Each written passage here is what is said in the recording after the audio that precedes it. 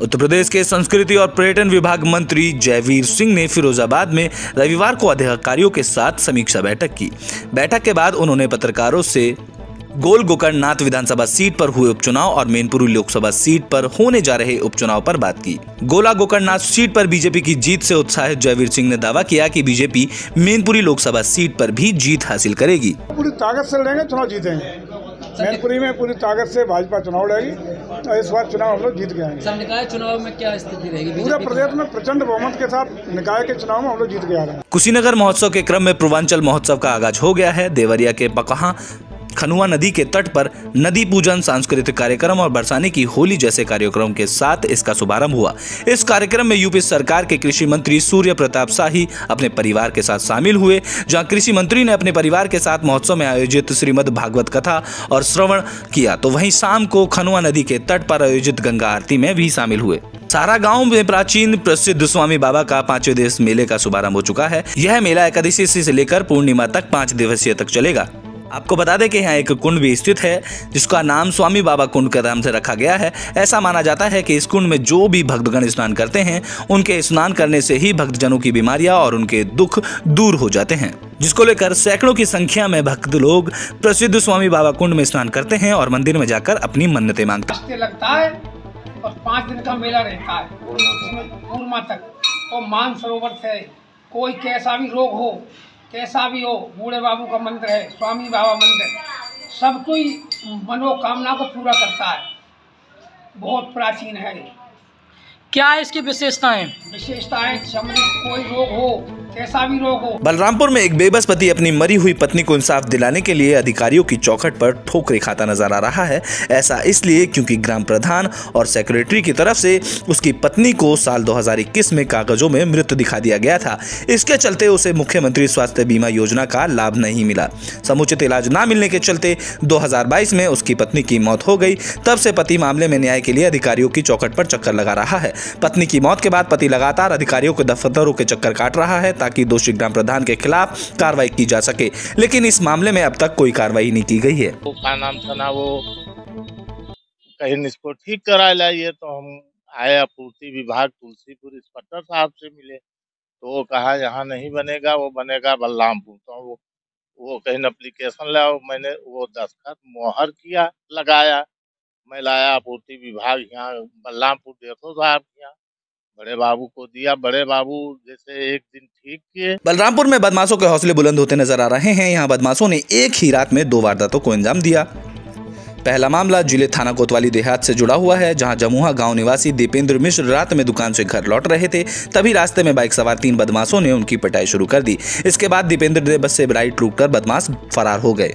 तो वहीं दूसरी तरफ बाइक से घर जा रहे भवानी प्रसाद को मनका कोट पुल के पास रोककर बदमाशों ने रॉड से हमला किया, जिसमें भवानी प्रसाद लहूलुहान हो गए, लेकिन उन्होंने अपनी बाइक नहीं रोकी और वह वहां से भागने में सफल रहे। बताया जा रहा है कि इन दोनों घटनाओं को एक ही बाइक सवार 3 बदमाशों ने अंजाम दिया है। करीब 7:30 बजे के आसपास कोतवाली देहात थाना क्षेत्र के मनिका कोट पुल के पास में एक पल्सर सवार 3 अज्ञात व्यक्तियों के द्वारा एक भवानी प्रसाद मिश्रा हैं, उनकी बाइक को छीनने का प्रयास किया गया, उनके साथ मारपीट की गई। गाजियाबाद के थाना खोड़ा के दीपक विहार इलाके में सड़क पर नमाज पढ़ने का मामला सामने आया। नमाज पढ़ने को लेकर हिंदू संगठन से जुड़े लोगों ने आपत्ति जताई है। सड़क पर नमाज पढ़ने को लेकर ट्वीट के माध्यम से पुलिस को जानकारी दी गई थी। पुलिस ने विवाद की जानकारी मिलने के बाद इमाम और अज्ञात लोगों के खिलाफ मुकदमा दर्ज कर लिया है। अब गाजियाबाद पुलिस सड़क पर नमाज पढ़ने वालों की पहचान कर कार्रवाई की बात कर रही है।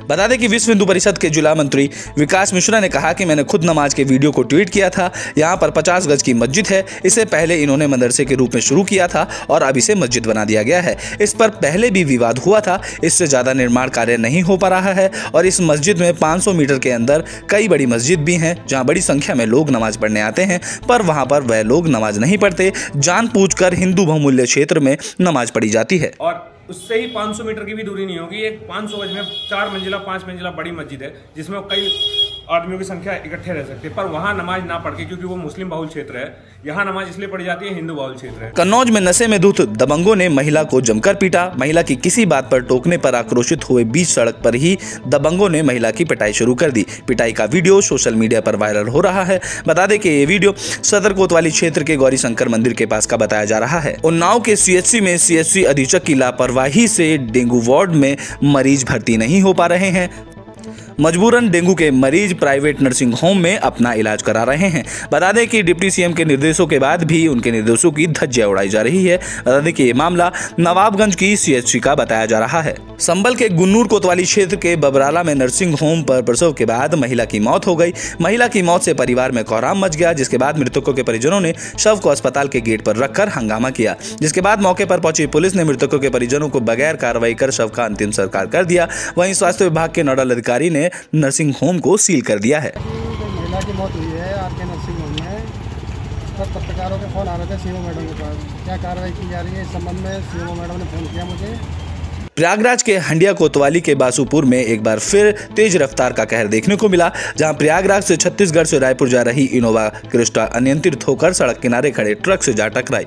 यह हादसा रविवार शाम को हुआ, जब इनोवा गाड़ी में 4 लोग सवार थे, जिसमें से 2 लोगों की मौके पर ही मौत हो गई, जबकि कार में सवार अन्य 2 लोग गंभीर रूप से घायल बताए जा रहे हैं। घायलों को प्रयागराज के स्वरूप रानी जिला अस्पताल में भर्ती कराया गया है। फर्रुखाबाद के ग्रामीण क्षेत्रों में एक विचित्र बुखार अपने पैर पसार रहा है, जिसको लेकर स्वास्थ्य विभाग की लापरवाही भी लगातार नजर आ रही है। सरकार लगातार विचित्र बुखार की रोकथाम के लिए स्वास्थ्य विभाग को जागरूक कर रही है, लेकिन स्वास्थ्य विभाग की लापरवाही लगातार सामने आ रही है।